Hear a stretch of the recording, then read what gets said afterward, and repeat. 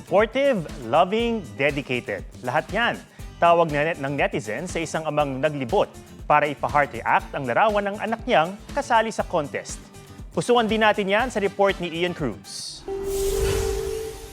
Inakala nilang nanlilimo si Tatay Petronilio Jacinto dahil iniisa-isa niya ang bawat lamesa sa restaurant. Yun pala, heart reacts ang hinihingi ng tatay para sa anak na pambato bilang Mr. Australia.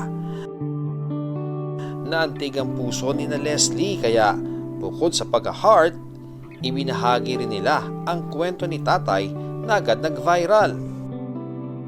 May mga nag-iwan din ng comments ng paghanga kay Tatay Petronilio. Ang anak ni tatay na si Ramon, second runner-up sa Patimpalak. Nakuha rin niya ang People's Choice Award. Unang-una sa lahat, nagpapasalamat ako sa anak ko. Thank you so much po. Ian Cruz nagbabalita para sa GMA Integrated News.